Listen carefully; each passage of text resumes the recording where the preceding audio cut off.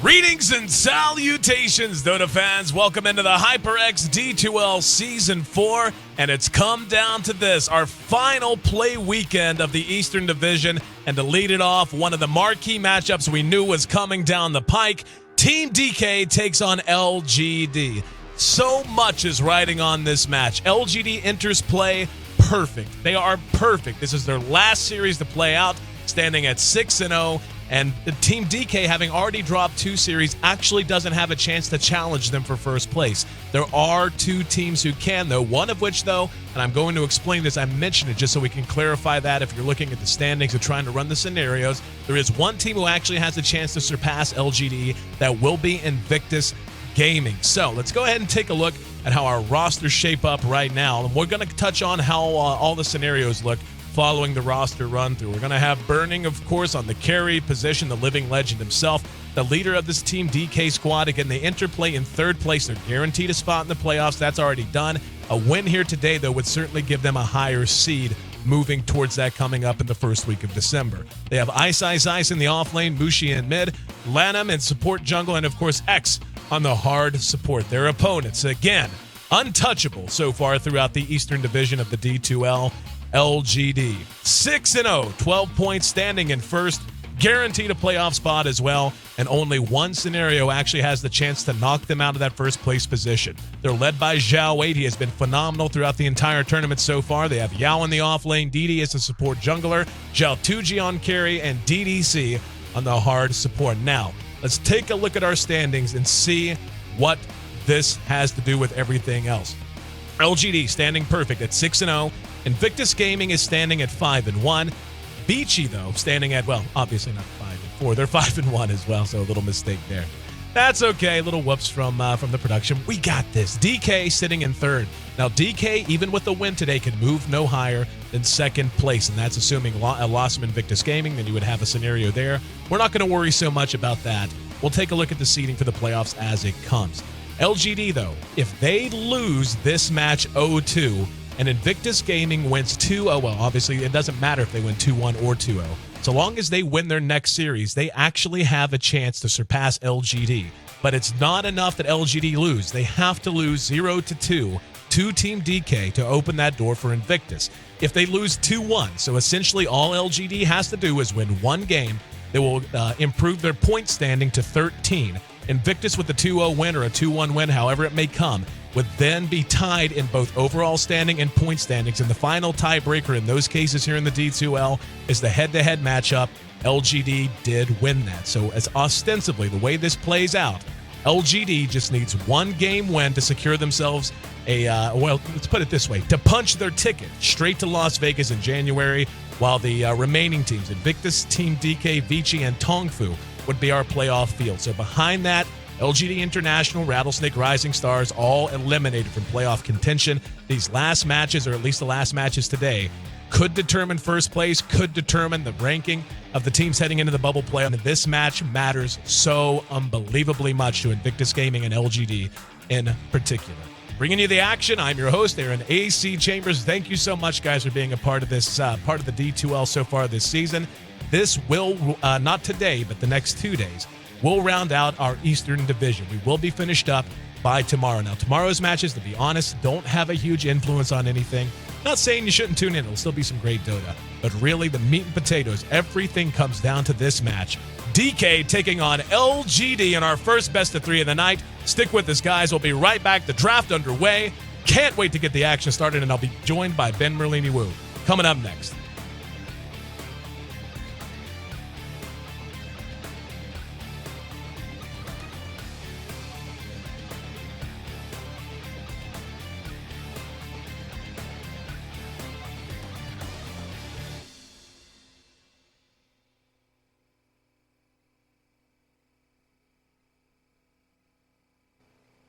And we're underway. We can see the draft already just about halfway completed now. LGD leading off with a strong 3 that promises a lot of action out of them. A lot of 5-manning, a lot of pick-and-push style. Bounty Hunter, Venom-Mancer, and Kunkka.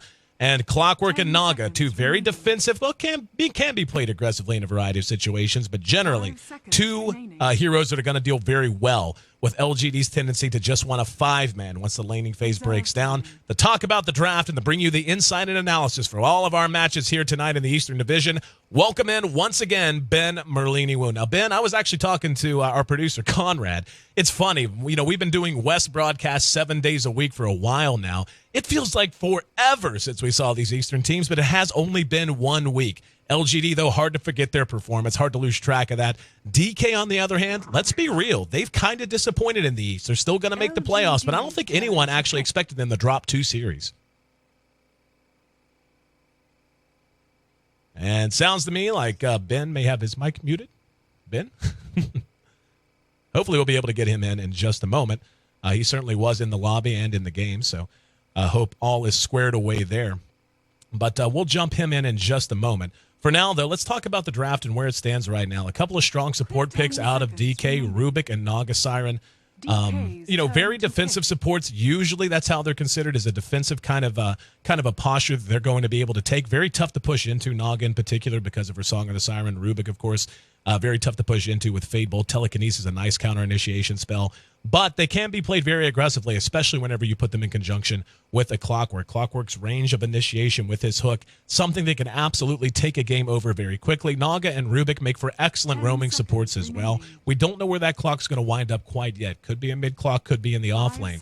But especially if you have any kind of a mid that actually has a lead-off stun, a lead-off slow. Roma Naga, Roma Rubik, very easy to pile up kills and hold down a mid. But speaking of roaming, the potential for that is absolutely massive on the side of LGD as well. Crystal Maiden and Venomancer, 2 of the best roaming supports early on. CM in particular really helps a team like we're seeing drafted by LGD right now with her aura. We've been seeing a lot of teams. Oh, wow. DK snags up a Bristleback against this team from LGD. Now, this is fascinating. Bristleback, of course, with his entire skill set, excels in high-octane damaging situations. He loves being in those situations where he can just run around and be a monster with his quills. And that's what LGD is going to want to pour on with this team they've drafted. Again, the roaming potential is massive with Venomancer and Crystal Maiden. Bounty Hunter can roam effectively even before 6. We've seen that a number of times already today. And this is going to be a fun game. Necrolite picked up by LGD as well. Single target death sentence with his ultimate, of course. And how they're going to run this is actually fascinates me. One would think it would be Kunkka farming out of the safe lane. This might be a mid Necrolite, but Kunkka traditionally a hero that likes to go mid. And the fight potential on both sides is just so massive. Clockwork, a hero that likes to get active very early on. Bristleback, of course, a hero, needs a little bit of farm, does like to tank up so you can get the most out of his innate survivability and what his skill set brings to the table. So so much is going to be resting on these supports. I think it's going to be essential for LGD against this team of DK. With the Naga Siren and the Bristle in particular, Clockwork solid counter initiation can often buy time for retreating teammates if that's needed. LGD is going to be trying to set the tone here. They've got Kunkka with Ghost Ship that's going to be off cooldown every 60 seconds. They're going to be ready to fight off of that. The devastating effect that X marks the spot into Torrent when properly timed can have almost guarantees the kill early on when you don't have magic immunity. So we'll be talking, I can't wait to see that. It is going to be Zhao Age running the Kunkka with Rabbit farming the Necrolite. So Rabbit generally the carry player for LGD. He's going to be farming a Necro. I think I just heard a click in the background. Are you there, Ben? Hello. Yes. Welcome in. There's the man. I just say I hate you. I just had to look how interesting this draft is, and I had to break this down by myself. Where's the insight, man? Well, Bristleback versus Necrolite. That's a very old school sort of matchup, and like usually Bristlebacks would always get some magic resist, and Necrolites would, be super taking and just own the Bristleback. But I don't really know how that turns out now, because to be honest, we don't really see much of either hero. Mm-hmm. Well, the when I look at this, I love the Bristleback counter pick out of DK, and you and I have talked about this all throughout Eastern Division play. LGD's bread and butter is the 5-man, and most teams that try to get a win on LGD try to rat Dota them. They try to spread the field, for lack of a better way to put it. Don't give LGD those openings. Don't let them take fights on their own terms. Instead, what I feel like DK has done here is just pick a team with Mirana's Moonlight Shadow that guarantees them the initiation advantage so long as it's well-timed. They have good vision on the map and know where they can move. You've got Bristleback and Naga, very defensive heroes by their very nature. Bristle able to excel in any kind of high-damage, 5-man kind of team fight situation. You've got great initiation by the clock. You've got the Ensnare and the Mirana, that natural synergy between Ensnare And Sacred Arrow, I feel like DK just, I mean, this almost feels like a specifically engineered draft, like the anti-LGD. Yeah, and I wonder if he's just going to do like the safe lane carry Necrolite. Yeah, it's Rabbit on the Necro. So one would think that's going to be a farming Necro with Zhao 8 taking the Admirable Admiral into mid. And I'm just so excited, my friend. I mean, taking a look at both teams moving out, we're not going to be able to break down a lot if they decide to move 5 and 5. They are going to be sending a few up to top. Lanham and Mushi making their way up the top. They're going to be joined by Burning. Is this going to be a support Bristleback? Usually, I've only seen Bristle twice now. But both times I saw him, they usually did want to farm him. Mushi does like to farm on the majority of heroes he's on. It could end up in mid, I do suppose, but we'll have to wait and see. Yep. Maybe some action early. Yep, moving up. Yal's right there. Rounding the corner, going to run into a big load of trouble. Going to be caught with the Gale. Mushi already down to about 3/4 health. Torrent's going to be there. Caught 2, got Burning with it as well. And now Mushi will be our first blood. No, counter initiation off of the telekinesis. We see 1 drop as the Bristle is already down. They're not done, though. They may trade away DD, and they will. So, did he get denied? Yeah, he got denied by Burning. Very nice play by Burning. First blood comes out in favor of LGD, and Lanham's going to re-engage. Now he's going to be cleaned up. The action's still not done. Cogged in. Our Clockwork going 2-on-1. Can they right-click down Zhao 8? They can. Now, the Clock trying to make a run for it. They're going to turn on Burning. They get the auto-attack kill on him. This is the bloodiest pre-Creep Swan fight I've ever seen. Yao is still very low. DDC might get dove here. And MMY does have a telekinesis. Barely dodged by DDC. He's got telekinesis. He will spend it, brings him back. They don't have the auto-attack damage. Burning walks up to the tower, decides tower shots in the mouth, not the best way to start a game. 22 seconds in, 6 kills on the board. DK and LGD, once again, do not fail to impress. Oh, that was ridiculous. Yao used Windwalk 3 times during that fight.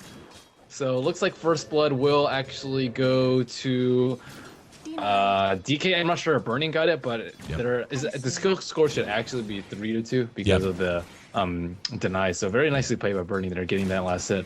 Yeah, Burning pulling off the deny there. Why you were able to deny Venomous Gale when it doesn't do any damage over time anymore?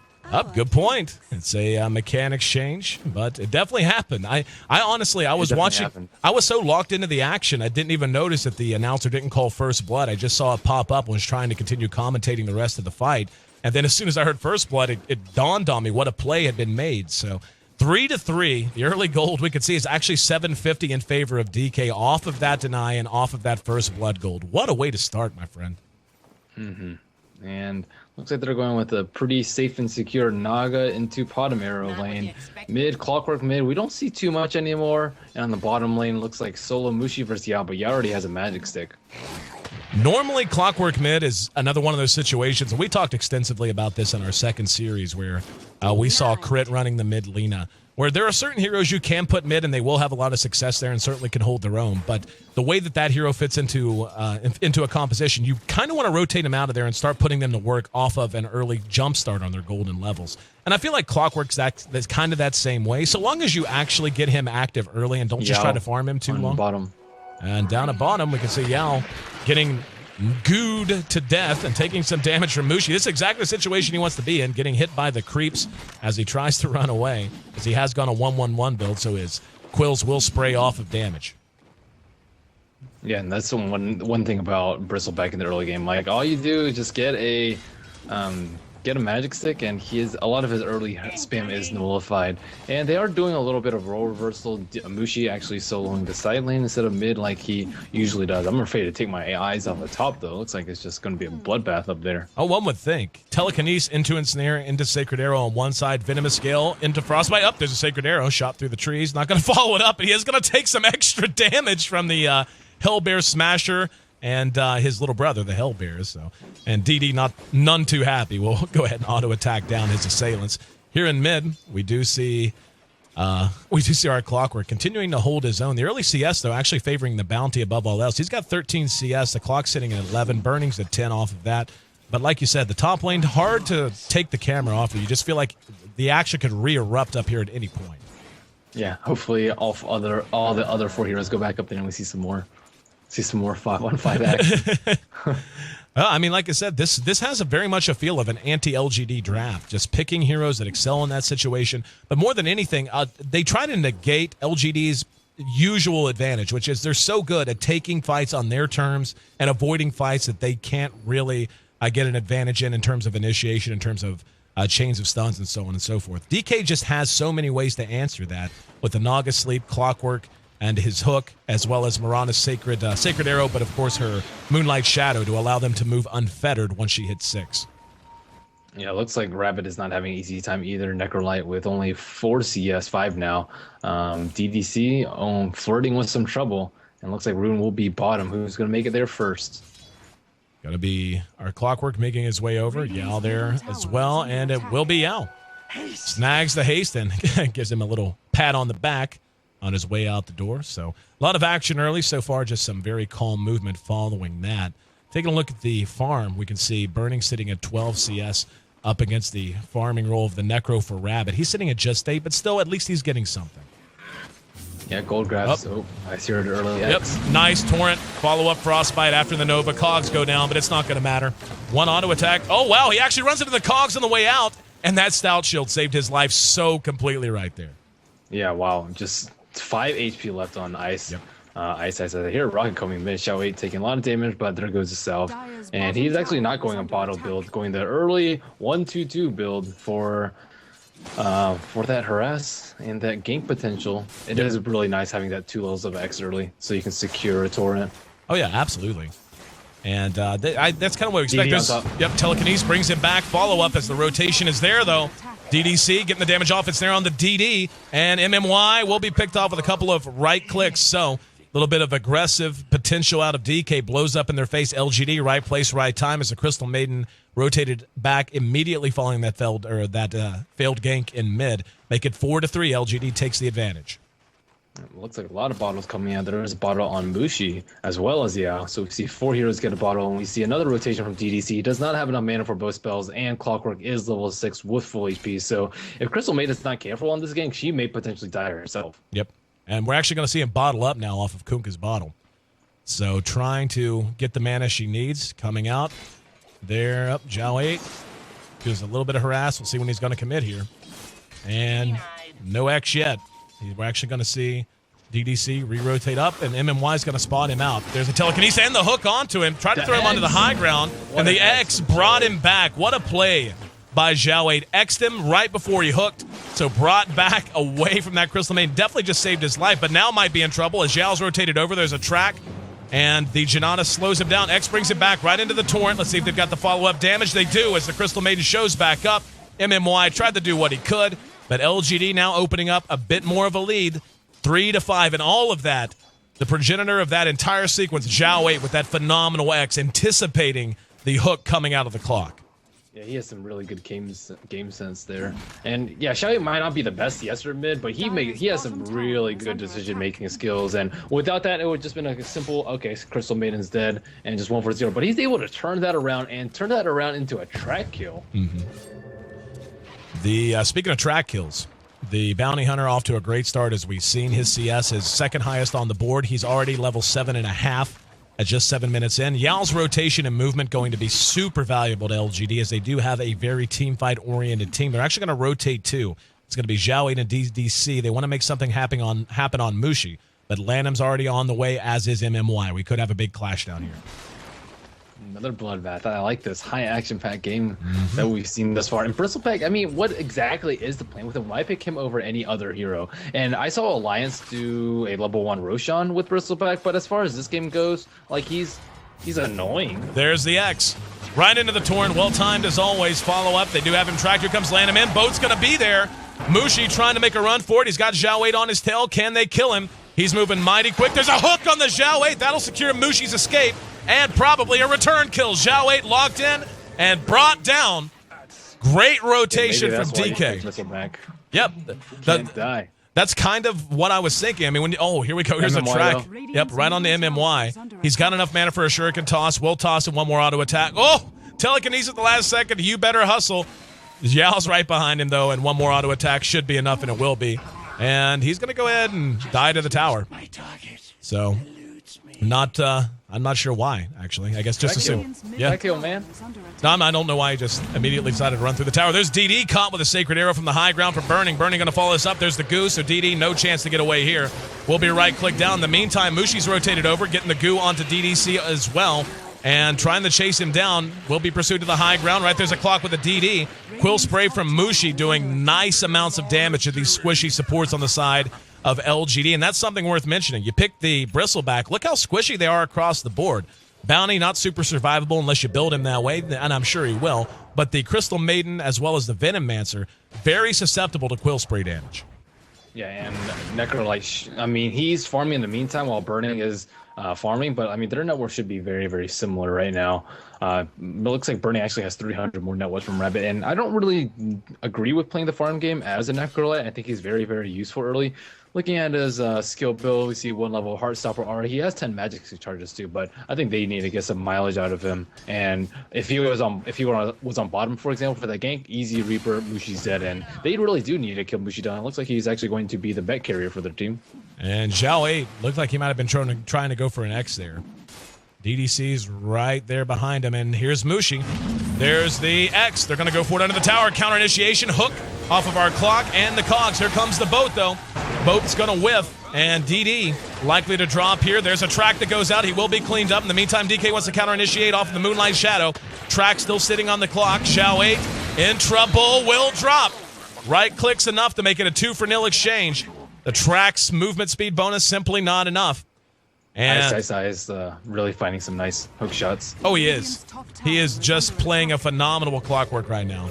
And looks like he will go ahead and rotate the top. This mid tower in pretty good shape in comparison to the other mid, as we can see. Down very, very low, just outside of deny range. Looks like LGD might just try to slow push this. They do have the Veno. He has gone with a 1-2-3 build so far, skipping his ulti at 6 even. Oh, I thought I was going to track Burning up right there, but did not get it off. And Rubik, what is he going to be able to steal? A lot of spells. Looks like, I mean, Ghost Ship is pretty good to steal. Track is really good to steal. Reaper Scythe is decent. It's not phenomenal. So we'll see what he picks and chooses. Reaper Scythe is just one of those abilities that's easy to steal, more so than good. I'm sure we'll see him have it at some point, but could be one of those abilities that does turn a game. 9-6, DK has opened up a lead in kills as we roll past 11 minutes. We can see we're just about dead even in gold. The experience, though, slightly favoring DK. Well, Rabbit actually went for a drums instead of a mech like I expected him to, but I guess it's a little bit cheaper. He would have pretty much had it right now. 600 gold plus drums equals a mech, but they need a mech very, very soon, especially if they want to continue to 5-man. Looks like Mushi's up in 600 gold. They are smoking around. And right on top of each other. Yao's likely to spot this out. There it is. It's popped. And his Shadow Walk runs off. Immediately faces will be ensnared. Sentry goes down. Are they going to try to engage? In the meantime, the fight seems to be breaking out nearer to the tower. Neither team overcommitting. Surprised we didn't see a hook coming out from Clock. Good patience. Not time, no patience needed. Rabbit caught out with the cogs get 2. Veno's already down. Second arrow will whiff. There comes the boat. Lanham trying to get out. Clock will be cleaned up with the Reaper Scythe. Now Mushi's on the run. MMY, what did he get? He managed to get the boat. Boat's gonna whiff, though, because of the Song of the Siren from Lanham. And now the X catches out Mushi. He's down. Lanham next on the list, caught with the Frostbite. LGD showing why they are so renowned as a 5-man squad. The bigger these fights get, the more success LGD tends to find. Burning has his ulti, has a leap if he needs it, has no idea. Yao's on his tail. Now he'll be tracked. There's a Janata. And we'll go ahead and spin the leap. That'll be enough to scare him away. Looks like they are going to go ahead and cut the creeps and try to take the tier 1 bottom. Yeah, that counter initiate though. Yeah, now with Rabbit there, it's just they want to hook in, but someone's gonna die to Reaper and then give Trico like almost immediately. They got the Veno kill, but that was not that important. And the Ghost Ship coming in right after, it's just extremely hard when you have heroes that are just like very slow damage. For example, Clockwork's not that much burst, Bristleback not that much burst either. Rubik also kind of slow damage, and so is Naga. Potom is really only the one with like a lot of burst, and they can't really pick off heroes that fast. And this is before Necrolite has a mech too, so I'm scared about the damage output coming out from DK. It's going to be, I mean, it's everything we talked about, and we've seen it play out so far. I mean, LGD took that fight because they had the initiation advantage. And I'm trying to place a ward, but Yao's high on his tail. They know that. Yep, we see it being pinged out. Burning is counter-pushing mid a little bit. And so much is going to come down to Ice Ice Ice. His hooks, I mean, his hook wasn't bad there, but like you said, hooking into a situation with his team trailing him, that translates to initiation advantage. Yeah, but who do you hook, LGD. though? That's the problem. Right, like, exactly. If you hook a CM or Venomancer, it's just like, whatever. CM and Venomancer dies. If you hook Bounty Hunter is a pretty good target, but Kunkka immediately going to cast Ghost Ship. Necrolite just going to heal up. He has a 4-step now, too. Wow, how did he find that farm? Track just really kicking in because he just had like 600 gold at that bottom portion, just whips out another 1,500 right there. Yep, taking a look at the Veno, by the way. Veno very close to having a mechanism done. That's going to be a huge item in a game that seems to show no signs of slowing down in terms of big team fights. I can't imagine we're going to see a lot of downtime, especially once we get right around 15 to 20 minutes, which we're coming up on now. There's the mech done on the Bristleback, so mech should be coming out on both sides. Only 200 more gold needed for Venom, give or take. And it looks like, yeah, both teams just farming up for those so important mid-game items so far. LGD is really good at protecting their towers, though. Like, even though they were like slightly behind in like the 10-minute phase of the game, they just managed to defend their T1 and then immediately sweep the bottom one and the mid one and get a huge tower advantage. So LGD just really, really good at 5-man. They'll just smoke on top, but looks like LGD sends it out, especially Rabbit, who is just chilling at the tower. If they move through the jungle, they're only going to find DDC, another very low priority kill. Their smoke is about to expire in about 20 seconds time. Rabbit is super scared right now, though. They need someone else there. If they just dive 2v5 right now, they are so screwed. There, it's packed, and here comes the boat. Force Staff going to get DDC out of trouble. The immediate rotation out of Zhao 8 might be enough to cause this to break apart. There's an X managing to catch out. Yep, Ice Ice Ice, boat's going to be there. Kaboom! And following it up, Reether's Scythe actually didn't get the kill. Zhao 8, oh, good telekinesis, stunned out too. But boat was stolen again and did catch DD that time. Got off his ultimate. And Mushi going to be X'd back. Very back and forth action, as you can imagine, and just to secure the kill. Oh, wow. Oh, he got 2 kills. Yeah, that's why you draft the Bristle. That's what we knew they could do. Again, a hero that thrives in this situation. Yao's there, though, looking for payback on Burning. Has him tracked out. Shuriken plus Frostbite. One good auto attack, and down he goes. MMY likely to be pursued past the tower, and will be. And cleaned up by Rabbit, who actually took those kills. 1 and 4.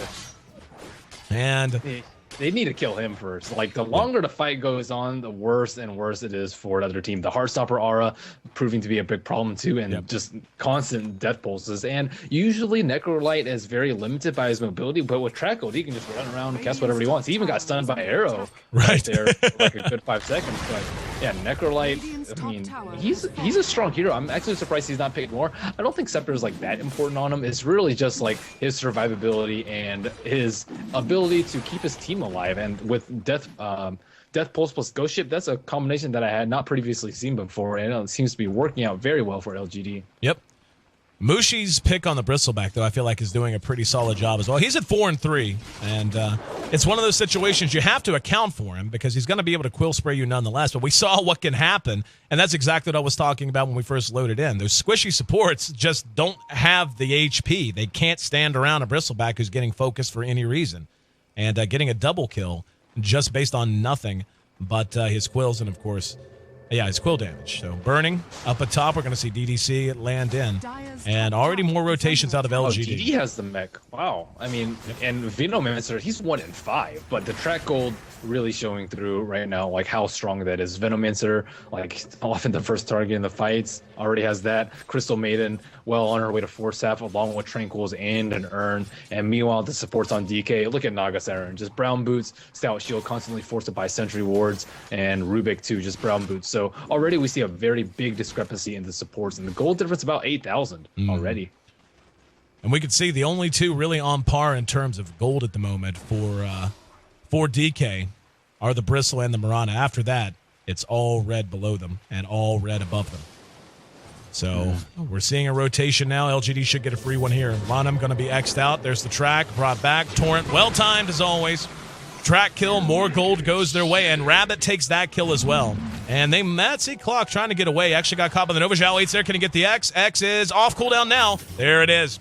Torrent will be thrown from the high ground just for safety's sake. And there's the Gale to follow it up. Boat plus Scythe brings the clock down. And without Clockwork, this DK team simply cannot fight. They've lost 2, so obviously they wouldn't want to anyway. Doesn't have any mana. He might get caught out too. Yep, there's a track. It looks like they didn't actually see it. So Yao coming down. Oh, Yao actually had a haste too. He could have pursued him out. Yeah. and at least stopped his TP. That would have been annoying for burning, but yeah, it would have been pretty difficult to get a kill on him. Anyways, yeah, LGD, they are not afraid about using their ultimates too. Like we see some teams like very stingy about when and where they use Reaper, when and where they use Kunkka Ghost Ship. Just like if you're about to die, just toss that baby out. 50 seconds cooldown now on that Ghost Ship is just ridiculous. And I mean, usually you don't use it on a solo kill, but if it guarantees it, sure, why not? And it prevents the other team from getting a rebuttal kill, then it's just extremely effective. So Xiaowei playing a fantastic one, but he is actually lacking in terms of farm right now. 1-4-9 on him, just phase boost and a bracer right now. He can get a Shadow Blade sooner or later, and I guess his farm is relatively similar to Clockwork's in mid, so it's not that big of a loss for LGD. And if they keep piling on the trap kills, he's going to have that Shadow Blade and Chrysalis up in no time. We can already see the defensive posture DK has to take. They're very much staying in one quadrant of the map, usually within very close range of each other, and this is why Burning X caught out, and we'll be able to outrun the boat. Here comes Song of the Siren. Are they going to initiate? Oh, there's Moonlight Shadowed. They have detection. They have sentries on the CM. That's going to be the first thing she does is drop it, and there it goes down. They're going to try to fight this out. In the meantime, there's a snare on Rabbit. Rabbit still alive for the moment, and the immediate buyback. No, he did drop there. Check that. We're going to see Ice in trouble as well. He's tracked out. Mushi there. Here comes the freezing field. Still not enough. Boat was stolen. LGD eating a lot of damage, but meching through most of it. Mushi now the target. They have to be careful and not allow too many squishies up front. They have the damage to do it. Force staff on Necro. Get a Reaper off of Lanem? He's looking for it. Oh, no. Caught out and hit with the arrow. And they do chase behind the tower. Looks like they should get a tower here. The sustainability on LGD, as you mentioned, coming out of Rabbits, constantly spamming Death Pulse, is just immense. Two or three times that fight, you could just imagine the kills piling up, but they just always held through. That last mech out of DD, enough to put him over the edge. And DK sent running for the hills as they lose yet another tower. The tier 2 top now gone.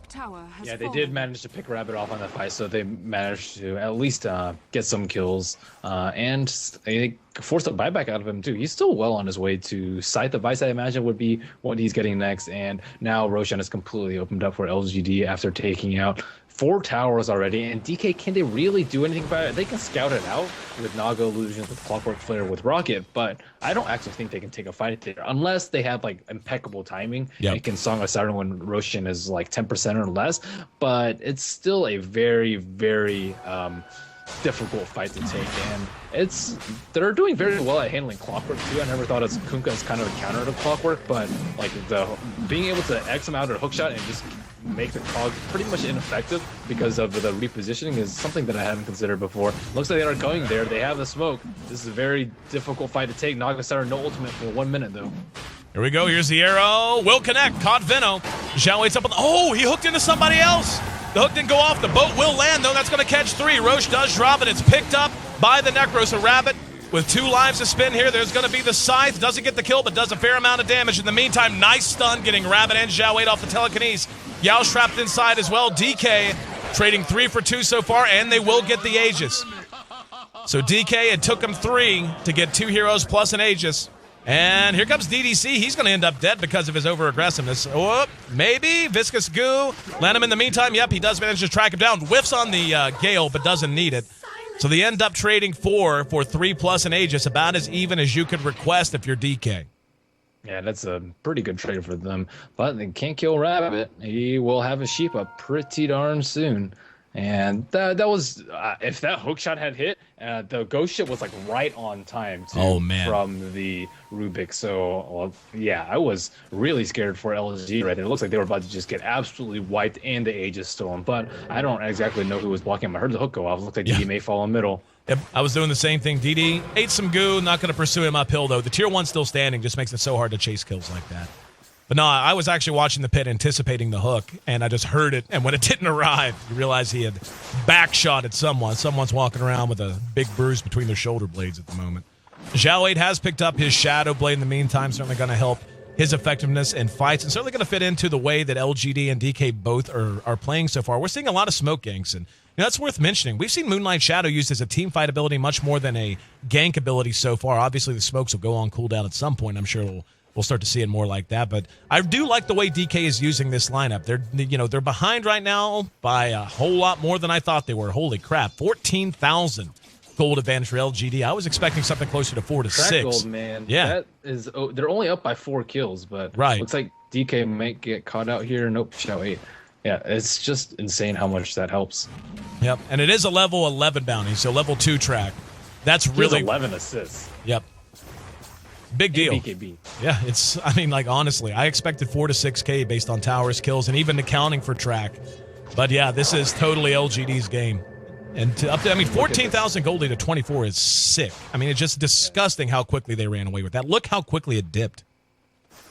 But at least DK doesn't have to worry about the Aegis for like the next maybe 8 minutes-ish. So they can like somewhat take good opportunities though. Oftentimes when teams take Roshan this early and they have that much of a gold lead, the other team is just like super scared because they know that if they lose one big fight, it's probably cost them the game. But that's not the case for LGD or DK rather. It looks like they're going to try and pressure this T1 in mid. Glyph is up, but I don't think they can do this. This is a very risky situation. Necrolite already with a Scythe of Vice too. That's with a bite. And here we go. DD has eaten a lot of arrows. Mushi's going to rush in off of that, getting the quill spray off. He will be tracked though.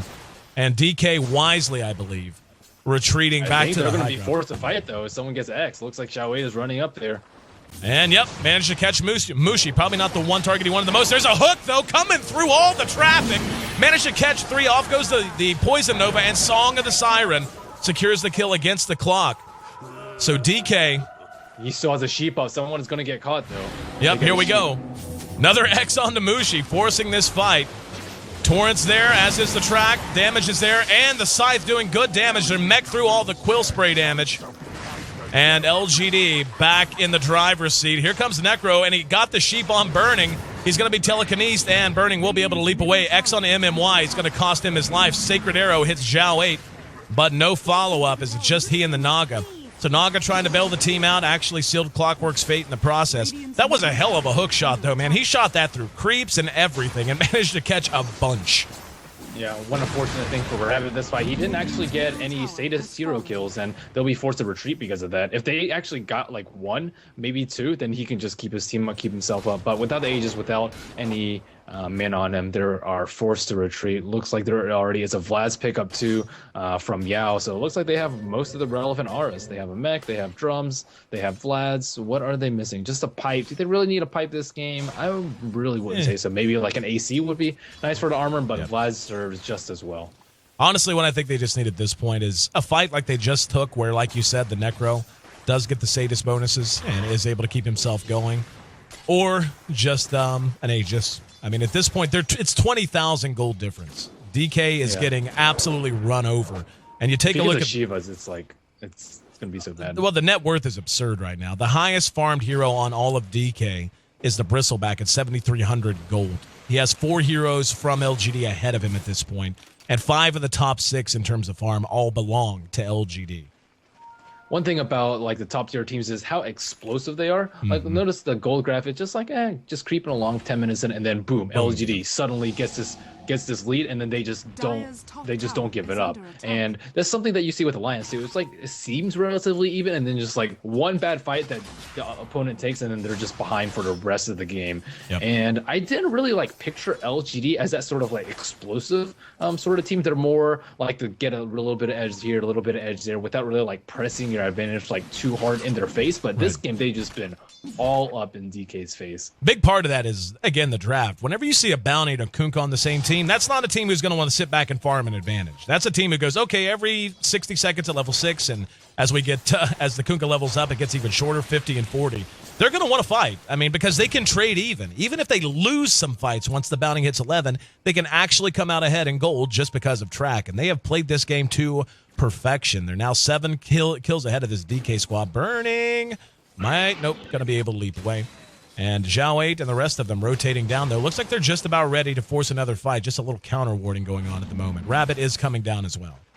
The Kunkka pick is really, really important too. It may seem like Necrolite's doing a lot of the work, but how many fights have we seen initiated with a simple X Torrent? Like, so many. And he's 2, 5, and 15, but that doesn't really matter when you consider how many fights he's forced DK to take. Like, usually a team can just be like, oh, okay, we'll play passive, we'll split push, we'll just use our leap, Moonlight Shadow to do funny stuff, and Naga Siren and Sleep to disengage, but they have not been able to split push. They have not been able to disengage without taking many casualties in the meantime, too. And a lot of that has to do with the trap detract too from Bounty Hunter. So a lot of good synergy in their lineup. It's not something that you usually expect looking at like, oh, Kunkka and Necrolite Bounty Hunter, like what's going on there? But like it's just these small things that you can tell that they really have practiced a lot in the past few weeks.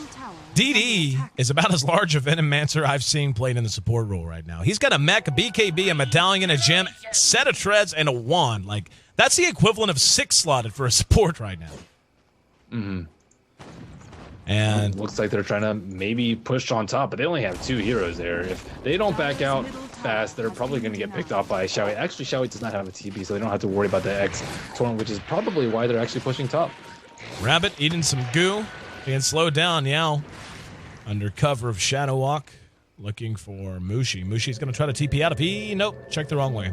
Shuriken would have knocked him out of that, but as it stands, a little bit of damage done, but LGD holds the line. They just lost their first tower, by the way. They finally lost this mid tower. Oh, he went Vanguard on Bristle. Why would you not get a pipe against this lineup? Yeah.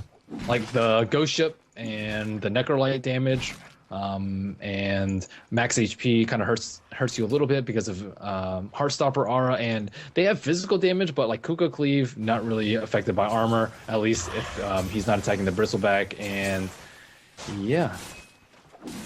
Zhao Wei continuing to farm away. He'll be the one building the Assault Cuirass, it would seem, as he's picked up a plate mail. He's actually only a couple hundred gold away from picking up the Hyperstone as well.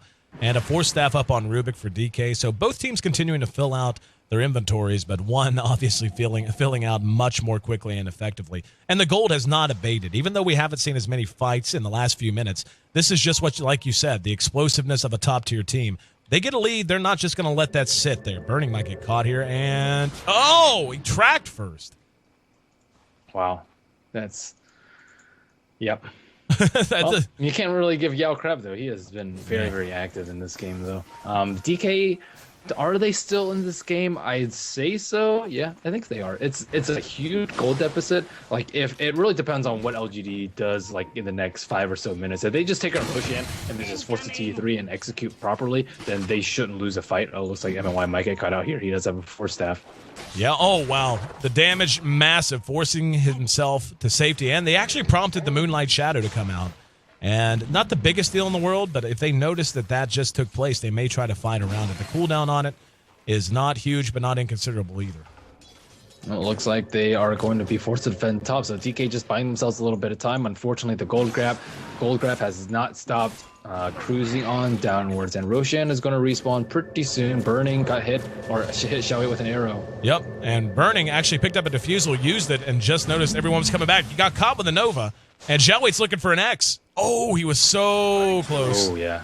They are, you can tell that they're just not playing riskily at all. Like, for example, Bounty Hunter doesn't chase the very low HP Rubik past this point. Xiaowei could have gotten next there, but scared that his team is coming from behind. Like, if he gets caught by a hook shot or disengaged with Song of the Siren, like, they probably lose that fight right there. So it's not the worst decision in the world, but from our viewpoint, it's very easy to see, oh, they might actually pick off Rabbit. There is a Rocket. Yep, Rocket spotted him, and Ice is not going to be able to catch up as he rounds the corner. Gets underneath his own tier 1. A little bit of a mini smoke here out of LGD. Looks like they will not get anything out of it. And didn't see if that was a smoke or, yeah. That's the I think it's double invis. Yep. Either way, 23-16. We're beginning to see LGD. It's hard to tell what they're waiting on. They seem like they're in a position. Roshan? I guess, yeah, I was going to say Roche is up, though. It's been spotted, and we just see it pinged out. This is going to be spotted by DK with this rocket flare. See the big guy up, so strap in. Likely to see another big Roche engagement as we roll past 32 minutes now. And DK kind of has to do something about it, or at minimum, they should get a T1 on top. And if they don't get that and they don't take anything else, then they're just kind of at a loss as to what to do right now. I don't even know if Burning can push fast enough. They know the Roshan is going on. They are not making a move at all. Lanem is the main hero to watch. He has a gem up, but yeah, this Roshan is falling way too fast. They're dying. There's only 4 people there. Looks like Yao may be able to catch up Burning up top, dude. This is going to be a big kill if they can find it. And if they get a TPN from Xiaowei or Rabbit, and he is dead. And Yao just waiting in, trying to bait this out. There's a Janata, the immediate Shuriken, and the track. We see him take off. He's going to try to run. Very smart instincts. Shuriken. Yep. And allowing him to TP out, so they do thwart the push, and the Aegis was taken. Did see who picked it up. Going to guess it was probably, yep, Rabbit. He has Shivas now too. I mean, that is just your worst nightmare is when you're playing against her Necrolite. Necrolite this farm, 33 minutes in. How much armor does he have? He has 24 armor. He has 1600 HP and 2000 mana. Not to mention the utility from the Force Staff, max move speed. Uh-oh, looks like Mushi is in a lot of trouble. Yep, there's Moonlight Shadow. And no gem on DDC. You will see the cogs appear there. He's going to start to auto-attack them down and tried to force staff through them and just ended up. Looks like DD's coming from behind, though. Is he going to be able to pick them off? I don't think so. Nope, they'll be able to retreat. And DD unable to catch them. But as we can see, total map control now belonging to LGD. And with this Aegis... Is this a death push? I would say so. It's about time. I mean... You got 2,700 gold on your Venom on top of his stacked inventory, and that's your Venom Master. The Assault Cuirass, one would imagine, is done, or you want, ready to go on that. So you're going to have up the AC. Vlad's BKB up, Rabbit, like you said, Shiva's at it. He's going to feel tanky as hell. DDC. He's got a Scythe up, or excuse me, a Mystic Staff on his way to. One would ostensibly believe is going to be a Scythe, but I'd say with what they already have, with their the gear they already have in their toolbox, they should be pretty solid to go ahead and crack a tier 3. Yeah, looks like, do they want to push mid or top? Both towers out full HP. I think it's slightly easier pushing up mid because you can spread out on like the left side as well as the right side. On over here, you really only have over here to navigate, and you have to like back up at the hills. So I would prefer, if I were LGD in LGD shoes, to push up mid, but looks like LGD just going for the gold. They're going to take their time. In the meantime, we can see Burning try to split push down the bottom tier 1. LGD backs for a moment. Death Pulse healing what little damage was done. So they've given away the tier 1. They need to make a move here soon. Tier 1's gone, and there's going to be an X. And the Torrent managing to catch out Mushi, not the hero they usually want to catch there. There goes the Shivas to help zone him out. The tower is not dropping nearly fast enough. They may end up backing here. But Burning has not, Burning already TP'd though, so the pressure's off, and they can sit around here for a while if they so desire. But their push is just super slow right now, and MMY actually stealing the Venom wards is a pretty big anti-push counter measure from them. And Xiao 8 has TP'd out. Will TK look for an opportunity there? They can take a 4-on-5 fight, but it is probably going to be 5-on-5 because of the Aegis. Pipe of Insight picked up on the Bristle, so they are going to be pretty tough to crack for the foreseeable future. We can see the Clockwork's working on a BKB. He's got enough for the Mithril Hammer, about another 900 gold, give or take, and he'll have it. Rubik, 1,500 gold aside from his Force Staff, so he's beginning to play catch-up a little on the side of LGD. Question is what Zhao Eight's going to build next. Wouldn't imagine probably some crit, and seems they're going to... Yeah, he needs some damage. Yep. And there's the Scythe. Caught out by Rabbit. This could be a very big kill. Clock's going to hook away, though. Very nice defusal from Burning right there. And mid, I thought he was just going to Reaper him. Mushi got X'd and brought back now. The Sacred Arrow will split the wickets. There's a Telekinesis on the Kunkka. Eats the viscous nasal goo. He should push right now. There's no Venom Ward setup. Only 2 instead of like a mass. And they don't have pipe right now either. So I think it's a decent time to push, but it looks like it's going to be a pretty soon. And they're thinking about it. Zhao 8 undercover. They haven't even forced out the glyph yet, though. Yep. And just a little gun shy on actually trying to force this. Cogs will go down. That'll complicate things a bit. We can see Mushi tracked out. And neither team willing to overcommit to a fight right now. The Sacred Arrow did shoot wide once again, so it's on cooldown for a little while. Back off in 10 seconds. LGD continuing to just melt the creep waves as they emerge. And Venom Wars has begun, and it will never end. Right now, it actually seems like DK's winning that fight. And LGD just basically staying alive here and keeping this up through the power of Death Pulse. They're going to have to take a chance at some point. They're just... The Pretty Boy just got obliterated, though. Yep. They're not going to really be able to hope to push in. Screw this, I'm farming. Yep. Going to do his thing. He's actually built a Crystallis, so he's beginning to buy some damage out as well. About 180 right-click damage for him per auto attack. Aegis expiring in 1 minute. Yep. So Rabbit is, I mean, LGD is kind of on the timeline right now, or at least when it comes to this push, not as far as the whole entire game goes. A little bit of pressure being kept up here. They are whittling down the tier 3 as much as they can. And now we see... They just go in. They can just go in with Necroline right now. Looks like they're actually going mid, but mid, the tower is at like 90% instead of the 50%, so I'm not exactly sure why they're switching lanes. It is easier to push up mid, but I think they should have done to begin with. X onto MMY, no Torrent to follow it. LGD just seems uncharacteristically gun-shy about taking this fight. I mean, like you said, it's chancy at best anyway, but if you're going to do it, now's the time to try to do it. Not It's while going to expire in like 30 seconds. So. Yeah, and look what Bernie's been able to do. Not only has he farmed out that bottom lane, there's a Scythe device. They're going to go in. Here comes the boat. Off goes the Poison Nova. Mushi force-staffed out of that. Song of the Siren from Lanham. Going to buy time. We hear Burning on his way in. And they are going to be forced off the tower momentarily. Death Pulse from Rabbit is there to keep everyone healed up. Aegis is about to expire in about 10 seconds, though. They finally forced the glyph. And the Aegis about to expire. There's a Sacred Arrow. Barely misses. 5 seconds on that Aegis, so consider that a done deal. They get the tier 3. They may just run away. Don't know that they want to overcommit to try to get the racks. And there's an ensnare on the Rabbit on the low ground. Then what damage it can. Here comes Mushi. Goo on the Rabbit. There's a pipe and a mech used on both sides. Shivas is there. Here comes the hook. The hook caught Zhao 8, but he's outside of it. DD laying into him in the meantime. Rabbit will end up dropping. Minus that Aegis, no respawn. Tier 3 does drop in the meantime. Lanham's going to end up dead. Mushi running away with half health. MMY, what did he get? Managed to get Ghost Ship. Not a bad spell to have if you're trying to hang on. Necro has bought back and is hoofing it right down mid lane. Naga's going to buy back as well, but of course her song still on cooldown for 60 seconds. Level 11 for her, level 12, check that. So she does have level 2 song. Here we go. LGD might want to take another shot at it. They're feeling it. They want the rack. Zhao 8 leads the way. Sacred Arrow will split the wickets once again. Very good movement from LGD anticipating the arrow. Racks now under assault. A lot of Inno wards are there. It's down to half health. They have no glyph. If they're going to challenge this, they got to do it now. Here we go. Torrent. The Ghost Ship was stolen by Rubik. Comes through. Caught 3. Scythe used on Mushi. And look, there's the freezing field, but knocked out of it immediately. Here comes the boat, fresh off cooldown. Mushi caught with it, Scythe out, and now trading 3 for 1. This might just about be that.